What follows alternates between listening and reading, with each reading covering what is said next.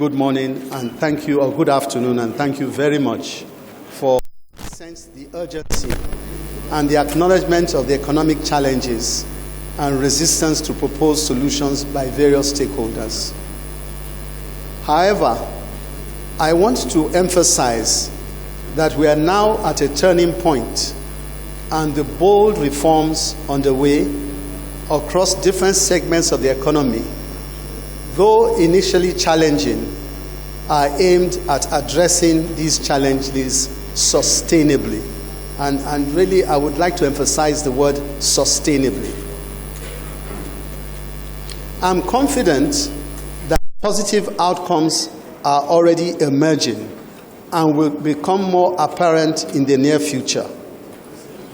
The dedicated and relentless efforts being made are certain to bring about significant and positive changes for our economy. On that note, distinguished members, I'm happy to inform you that as at yesterday, the volume of transactions on our market was over $800 million. This is the first time in many years that it has achieved this level.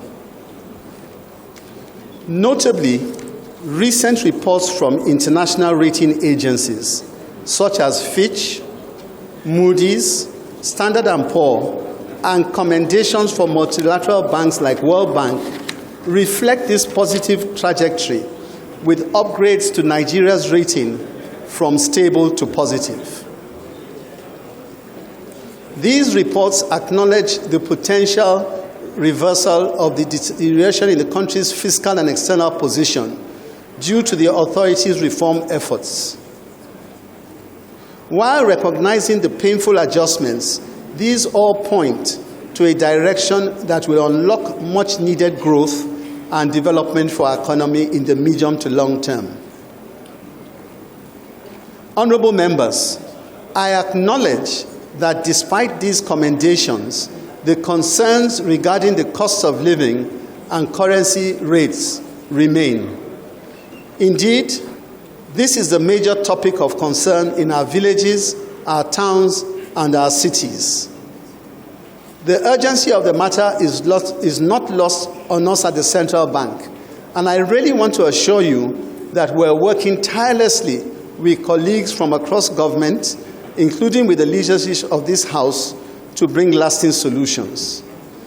Given that this will be the first time I'll be before this esteemed body this year, 2024, please permit me to just very briefly provide you with what we consider our outlook for 2024.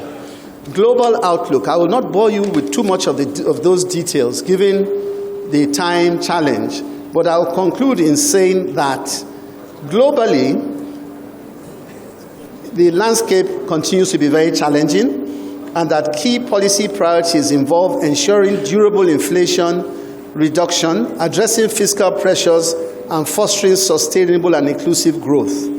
The global monetary policy environment is expected to remain restrictive until sustained inflation reduction becomes evident. Obviously, that has huge repercussions for us in Nigeria. Governments around the world must grapple with rising fiscal pressures, necessitating credible medium-term fiscal frameworks to effectively manage debt burdens. On the domestic outlook, which I know is very important to all of us, we know and remember that the federal government of Nigeria anticipates a 3.76% real GDP in 2024, slightly surpassing the estimated 3.75% in 2023. This optimism is backed by key government reforms and the expectation of improved crude prices and production, which are set to drive economic growth. Inflationary pressures are expected to decline in 2024 due to the CBN's inflationary targeting policy, aiming to rein in inflation to 21.4%, aided by improved agricultural productivity and easing global supply chain pressures. The Nigerian foreign exchange market is currently facing increased demand pressures, causing a continuous decline in the value of the naira.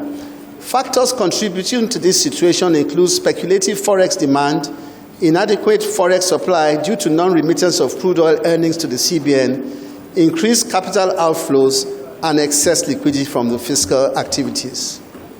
The shift to a market-driven exchange rate was intended to create a stable macroeconomic environment and discourage currency hoarding. However, short-term volatilities attributed to arbitrage and speculation have been an issue. To address exchange rate volatility, a comprehensive strategy has been initiated to enhance liquidity in the Forex markets, and I made reference to the outcome of that earlier. This includes unifying FX market segments, clearing outstanding FX obligations, introducing new operational mechanisms for BDCs, enforcing the net open position limits, and adjusting the remunerable standard deposit facility cap. Honourable members, we understand the economic costs of these developments, not just for the economy, but also as they affect ordinary Nigerians. However, as I mentioned in previous engagements, these costs are temporary, and our decisions will address a lot of fundamental issues bothering Nigeria's macroeconomic landscape. Honourable members, these measures aimed at ensuring a more market-oriented mechanism for exchange rate determination will boost foreign exchange inflows, stabilize the exchange rate, and minimize its pass-through to domestic inflation. On the exchange rate, permit me to say that, put simply, the exchange rate is determined by the dynamics of supply and demand for a product or service.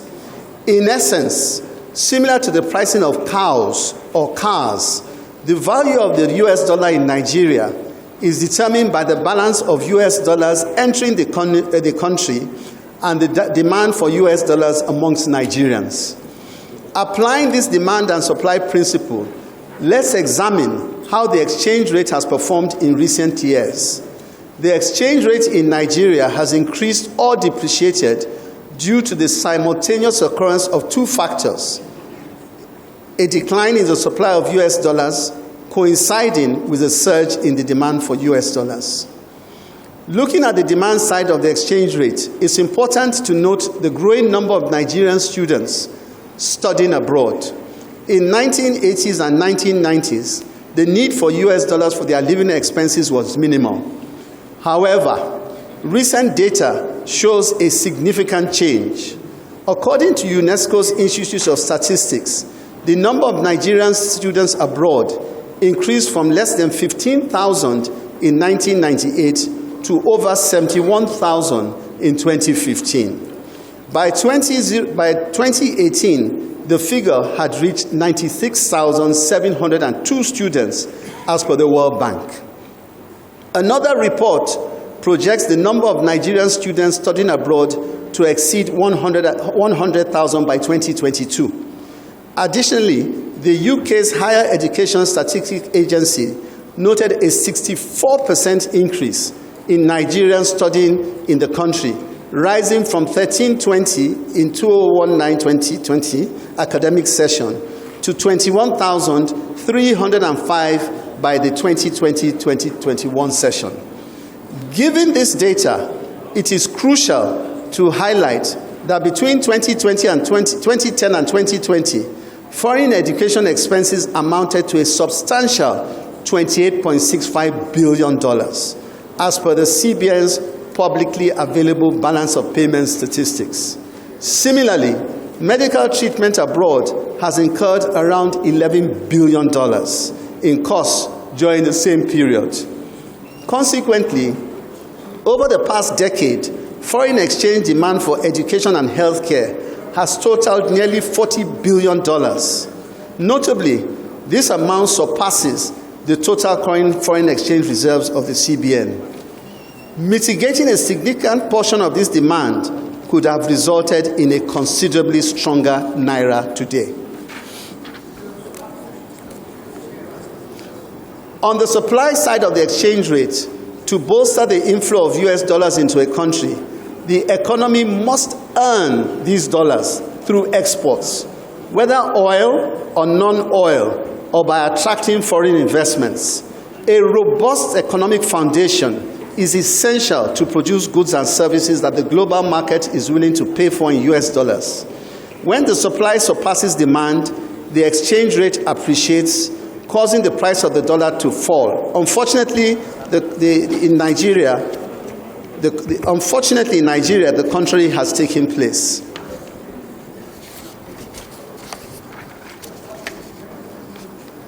Regrettably, over the past 12 years, our oil exports constituted over 90% of our foreign exchange revenues and have declined from $93.89 billion in 2011 to $31.4 billion in 2020. From the aforementioned points, we can infer that the genuine issue impacting the exchange rate is the simultaneous decrease in the supply and increase in the demand for US dollars. It also seems that the task of stabilizing the exchange rate, while an official mandate of the CBN, would necessitate efforts beyond the bank itself and indeed to an attitudinal change of all our citizens. My concluding remarks, and I know I'm pressed for time, honorable members, my team and I are dedicated to refocusing the bank by giving primacy to price stability. We also aim to build confidence in the Nigerian economy through the maintenance of stability in consumer prices and the foreign exchange market. We are aware that the twin challenges of inflation and exchange rate depreciation on our economy are daunting. However, they are not insurmountable. Monetary policy actions are sometimes inhibited by transmission lags. Nonetheless, it is expected that the policy measures implemented by the bank will permeate the economy in the short to medium term. Just 1 more minute, sir. Inflation pressures may persist, albeit temporarily, but are expected to moderate significantly by the fourth quarter of 2024.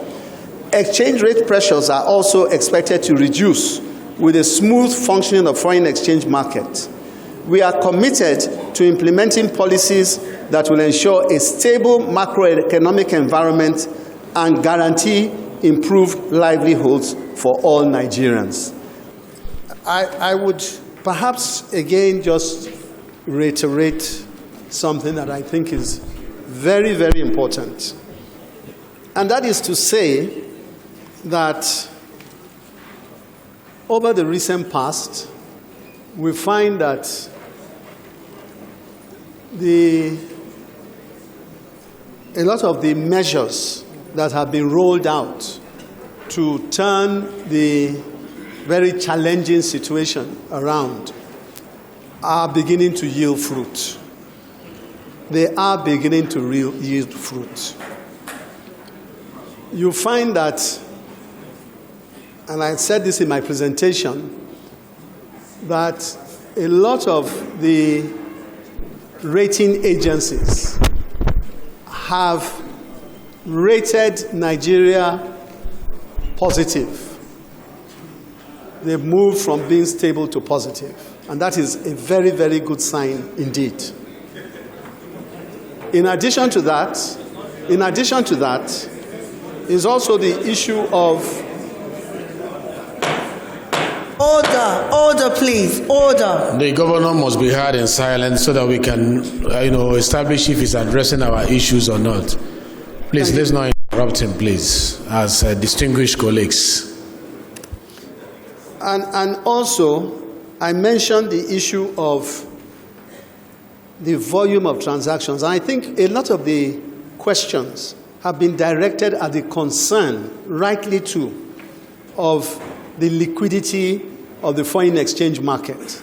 The liquidity of the foreign exchange market for quite a while has been less than satisfactory, as a result of which the central bank has rolled out certain policies to ease that. That includes the need for the banks to maintain less of an open position or no position in certain circumstances. It has also included the whole issue of IMTOs having access to a free, transparent market whereby the volume of transactions that used to go to other places now goes officially within the system. So that and a whole host of other measures to ensure that we have transparency in that market and increase the volume of transactions that go through, which a number of questions have tried to find answers to. We are happy, as I said, to inform you that $844 million was the volume of transactions that were done as at the close of business yesterday. This is the first time in a very long time that we've had those volume of transactions. Who the beneficiaries are, I don't know, because it's not, it doesn't come from the central bank. And this is a good news, quite frankly. It's good news that there's sufficient enough investor confidence returning back to the market for people to feel comfortable to do that volume of transactions. That's the good news.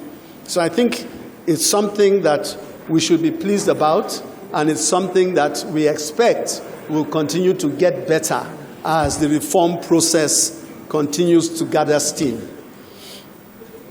A question was asked with respect to NMPC's money coming in. Has the NMPC's money come in? And the answer to that is the NMPC has commenced the process of moving the accounts and opening accounts with the central bank, and that process continues very positively. So the answer to that is yes.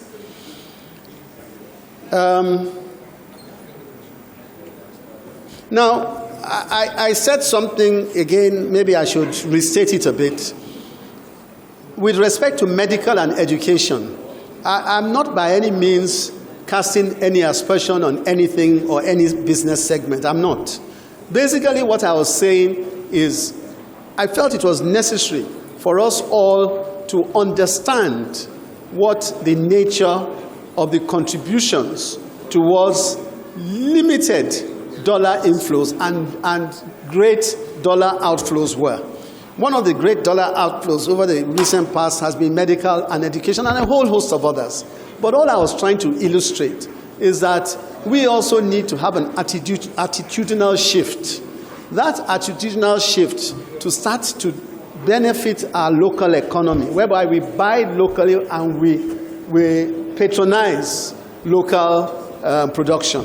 Because if we do not put these numbers into the context I gave you, that the importance of this may be lost. And basically what I was saying is that within a certain period of time, between spending on medical and education in overseas countries, the amount spent, which was estimated at about $40 billion was equivalent to our reserves. And that's shocking, to be quite honest. That is very shocking.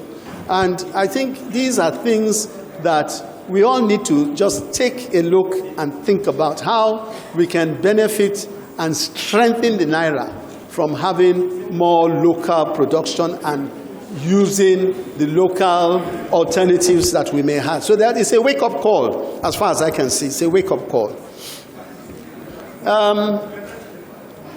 Inflation, naturally, a constantly recurring theme everywhere, and understandably, we're all very concerned, and I know that honorable members having very, very strong connections with their constituents must be inundated with worries and calls. That is what one would expect.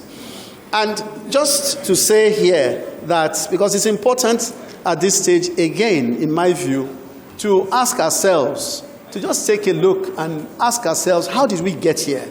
And I think some of those questions have also been posed by some that raise these concerns. How did we get to where we are? A situation where inflation has spiraled the way it is, etc., etc. Now, part of that, as I'm sure we all know, is money supply. As long as we have... Excuse me, Governor, please. I just want to interject there. Yes. When you were addressing the issue of inflation, Nigerians would like to know more, because as of December 2023, we were at 28.9%. I think 28.92%. And this is significantly impacting on Nigeria's purchasing power and economic well-being. And you know, cost push factor dominates. High energy costs, transportation costs, decline in agricultural productivity due to insecurity, and exchange rate fluctuation. You will agree with me that if the members here are thinking in this direction, they are right, that there is an over-reliance on monetary policy through increasing the MPR, monetary policy rate.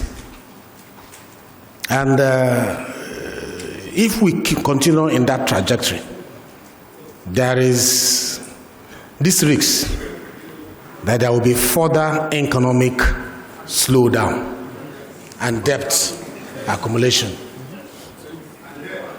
So, what is worrying these members is that given the limitation of these various monetary policies in addressing this cost-push inflation, what other alternatives or complementary strategies is the CBN considering to combat the inflation? In specific terms, they want to hear that.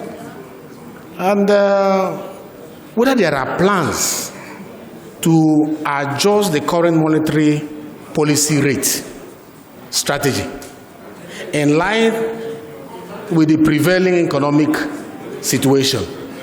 This is some of the things they are trying to capture in the varieties of the questions that they are asking around inflation. So let's hear specifically. Nigerians want to know.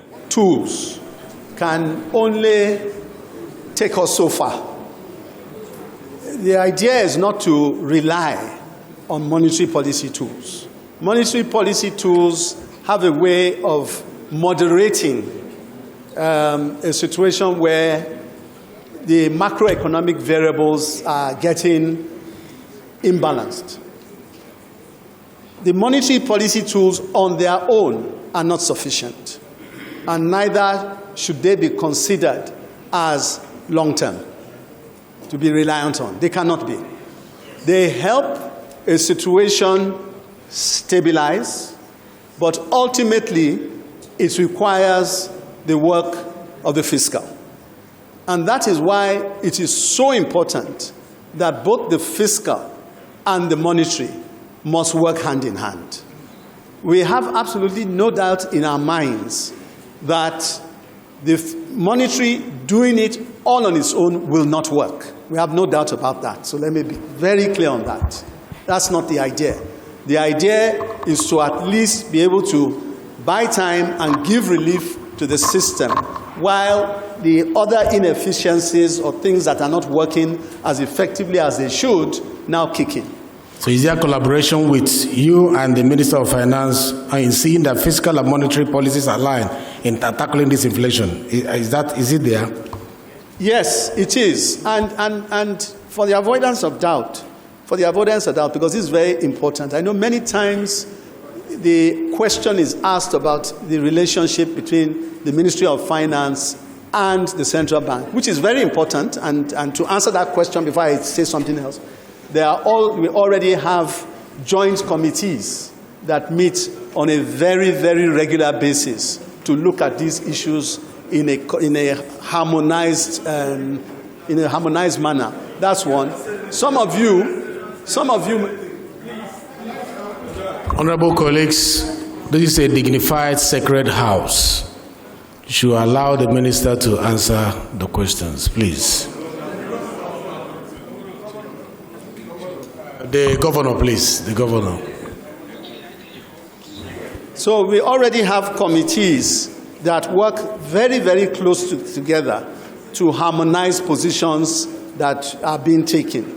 And of course, on the board of the central bank, there's strong representation from the fiscal side. So we ensure that at all times that collaboration is in check and is working smoothly. And where I was going to was, apart from the Ministry of Finance, it is also important that the central bank collaborates with other entities of government. Okay, for example, now we spoke about the NMPC, that NMPC moving its accounts towards the central bank also makes for greater collaboration between the two. And Mr. President's directive that all MDAs should have their accounts with the central bank, I think also speaks volumes of the kind of collaboration that is anticipated between the two. So that, I believe, is something that we're looking to strengthen. And I'm sure that the Minister of Finance will say something more about that from his perspective. But that's definitely an area that we are all very, very, we all do what we can to ensure it works smoothly. Then, in another issue that came up was the issue of development finance. And the question was, or the observation was, that the use of development finance has brought stability, especially in the agri sector in the past. And would the central bank be looking at reforming this or not? And the answer to that is yes. We are of the opinion that the central bank will not be involved in direct interventions. We have nothing against interventions, but we will not be involved in direct interventions. The idea is to partner, and where we have institutions that can do it effectively, judiciously, we support them. The point is that Nigeria cannot afford failed interventions. And we as central bank do not have the capacity to engage in what will ultimately lead in failed interventions. Our focus is inflation management, price stability. And that is why we have taken the view that we will de-emphasize these other issues that do not take the final goal of price stability and lead us there. We must. So for that reason, we've refocused our whole efforts to ensure that we live and sleep on the issue of price. So are you giving any hope to Nigerians today with regards to the dollars, exchange rate? The exchange rate? Yes. I think to be okay. Back to the issue. The main issue has been liquidity. I think we all know this. There's been very little liquidity in the market. We took certain measures to bring liquidity back into the market, both with banks and non-bank actors. We did that. And the result of that is already showing. You see, the mere fact that I said that liquidity has gone up to $844 million as at yesterday is testimony to that. And I'm confident that we are headed in the right direction, and these things will moderate and find their own level. The distortions in the foreign exchange market over a period of time has created, in my view, an artificially high rate. And now that we've removed most of those distortions, we see a situation where those who stayed out of the market are now coming back in, and the concept of willing buyer and willing seller is beginning to realize the objectives as they were set out for in the first place. So I have no doubt in my mind that on the foreign exchange side, we are headed in the right direction. I have no doubt about that in my mind. I like the conviction on your face. Yeah. You're very sure what you're saying. And that is what Nigerians need to see. And let me ask you, why is it that you've not initiated the engagement with the Parliament as allowed by the CBN Act? You see why they are raising all their hands? Yes. is because they have piled questions that have been unanswered because of that lack of engagement. Yes. Are you planning to activate that part of the act to periodically engage with the House to update them on what you are doing so that they will be carried along? Yes. No, and to be frank, this is Mr. Speaker, this is an excellent observation. Let me say something though.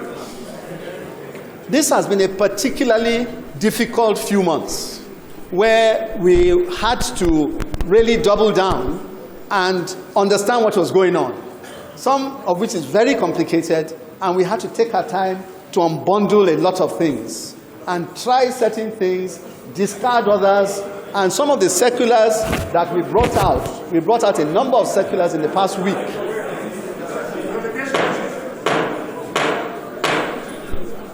He's answering the question as to whether he will be interacting with you as allowed by the CBN Act. It is important that we hear him, honorable colleagues. Please. Thank you. And some of the circulars that we have brought out, they take a lot of time to come to a final stage, a lot of time. So there was not, put in one form, a lot of work has been work in progress. It has been work in progress. Now we have rolled them out, and we are very happy for the opportunity to be able to come and explain to the House how far we have gone and what the future pertains is. And as I said, to emphasize again, I'm very, very positive of the future in the foreign exchange market for Nigeria. And going forward, we will definitely use this opportunity to engage a lot better. And it's very important because our monetary policy committee, for example, our monetary policy, it is important to be able to communicate to the outside world what we are doing. And in that process, the House of Rep is a very critical voice that will be like an interlocutor between us and the people out in the constituencies. We recognize that, and we will do everything possible to make use of this particular body. Thank you very much. There's a question that you have not addressed from Ali Madaki. He said there have been other CBN governors. Yeah. That you came and you are taking some part of the headquarters to Lagos. Is it a politically influenced decision or cause effectiveness strategic action? Sure. That people need to hear it. What is it about? Yes. Is it political so that they can educate their constituents? Yes. Thank you very much. Thank you.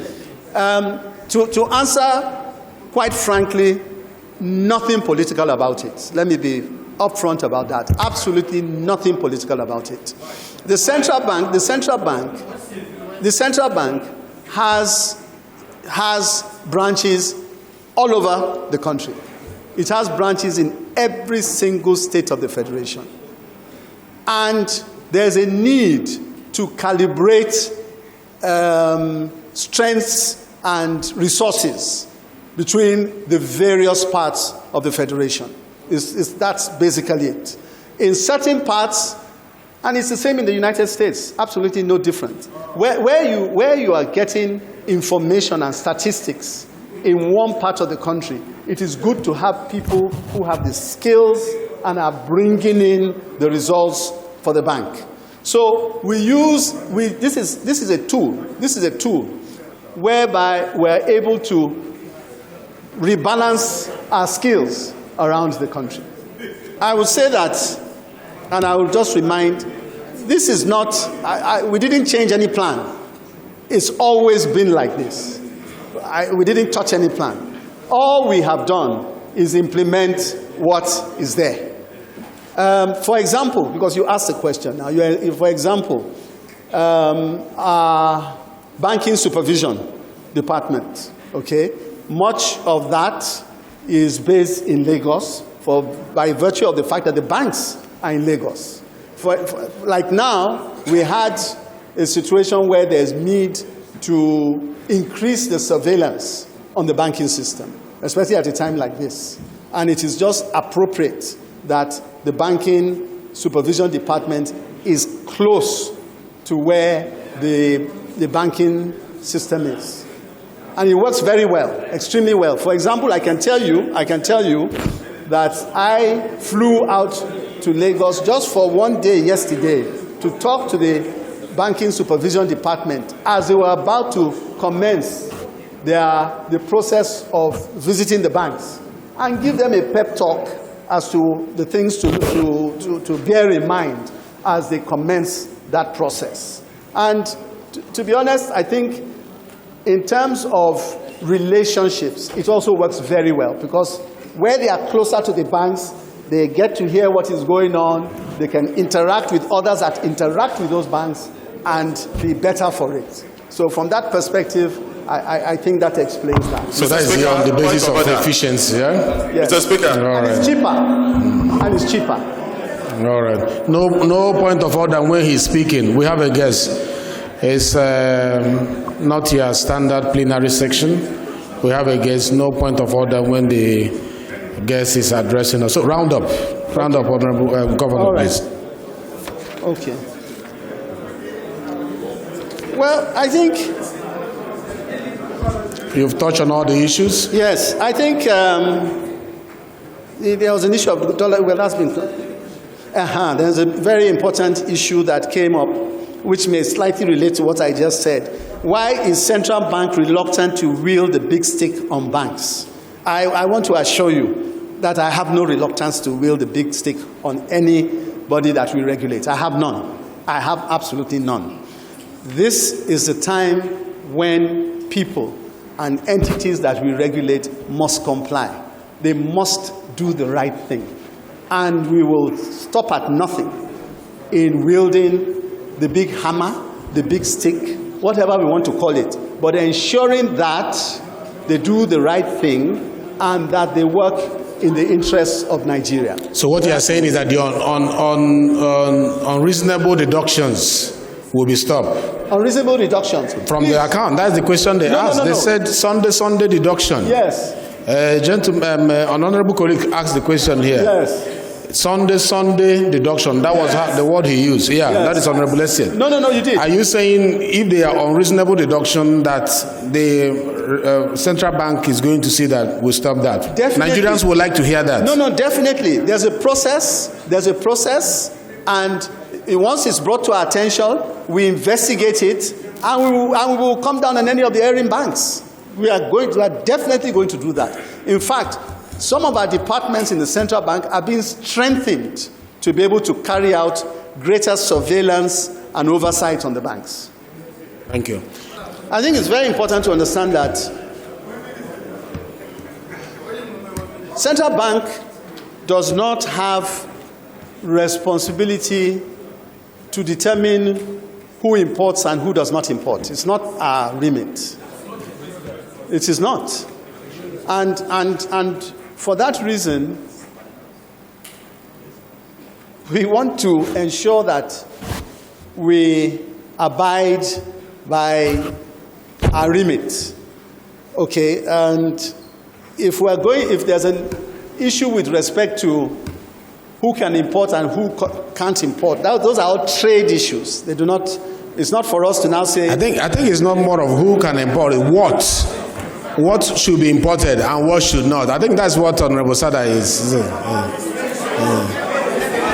Mr. Speaker, I'm speaking from the strength. I'm speaking from the strength of knowledge. This is from the CBN website. This is purely from the CBN website. They lifted what we are talking about, giving foreign exchange to importers, which the previous government came and met and they said no, they will not give. And then this government or this CBN lifted that restriction. What we want to understand, or Nigerians want to understand, are these people coming through the CBN to get foreign exchange to import these things that you have lifted? It's not about, I'm not talking about the trade. I'm talking about foreign exchange sourcing. What is the rationale? What is the rationale by lifting this foreign exchange? Yes. if I can answer, that is a fiscal issue. It has nothing to do with us. So all I was trying to explain, and I'm sure that the Minister of Finance will talk more about it, all I was trying to explain was that we were going back to doing what we are meant to do. Finish. Nothing more. Okay, so you just publish what you were given. You publish it based on what the fiscal policy reflected. Because you are throwing it back to the Minister of Finance. Yes. That is a policy from... No, Mr. Speaker.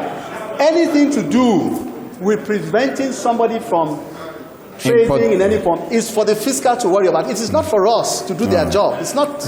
It's wrong for us to have said 41 items are banned. It's wrong. Okay, thank you. Thank you very much. You see, that was why we said there must be collaboration if we are going to align monetary policy and fiscal policy to fight inflation. Yes. So if you see that there is a fiscal policy that is not going in the right direction, you cannot just say, oh, that is what they gave to us, we'll work with it. No. You can also go to them and say, in a joint committee, yes, we don't think that this is the right decision, yes, because you are collaborating efficiently. That was why I raised that question. I think enough about that. I think you've covered all the grounds, right? Thank you very much. You can take your seat.